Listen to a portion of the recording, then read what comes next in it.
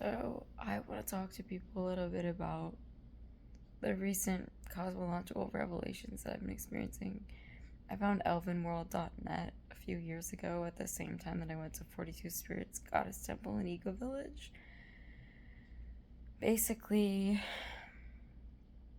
it elvenworld.net tells a story of how the Tuatha De Danann became like how it's like interconnected with the Cometan reality, and basically how like the upper worlds fell. Like, this is something that's in every single story, whether you talk about Christian Gnosticism or the story of Valhalla falling, or that is the Tuatha De Danann, or there's like these all these different stories about consciousness falling down, and then you look at the 50,000 year cycle or whatever of the precession of the equinoxes, and how it's, I think, 52,000 years, and how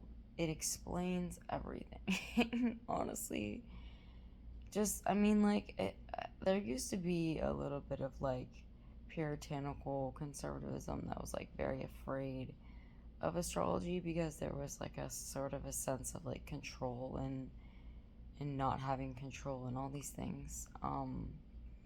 But the thing about astrology is that we go in and out of the light, so it's like the reason why Hermes Trismegistus even did what he did was because he was like, I don't want to keep seeing this like story of good and evil playing out over and over. It's so boring. Like, it's exhausting. It makes you want to just fucking destroy all of existence and just like crawl in a fucking hole. So you're like, I want to experience, you know, every. I want to experience the non duality of it even as I move through it, you know? So, like, right now, we're so connected with the GCS, which is the Great Central Sun. So we have a lot more of that inter uh, interplanetary travel going on, and so much more consciousness around literally everything. And we have just like a really, really high vibration going on, a lot of light in the world. And then eventually that light is we're gonna go on the exact opposite side of it again. And well, to like the inner, it's like a figure eight thing. But yeah, we're gonna go like, right now we're like on the inside of the figure eight, and then again we're gonna go like, I guess, to the outside again of the figure eight, and we're gonna still be ourselves, but it's just gonna be, it's like there's so much more darkness, which means typically our skin gets darker, our hair gets thicker, we, like, there's just certain things that happen that is like very basic and simple.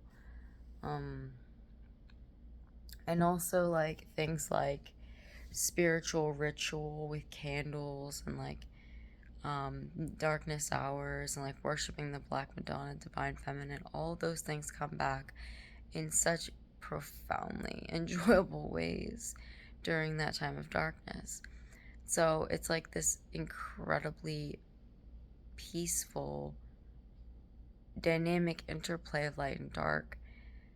And yeah, a big part of it definitely is just understanding the alchemy that Hermes teaches is just or you could call him Tahuti, is the more updated version of him. If we're going to be completely honest, he ascended as Hermes and came back as Tahuti again, because he holds down the kind of like each age thing going on. He kind of like, he's like a real mystery, but he has to be very powerful in that way to make it make sense.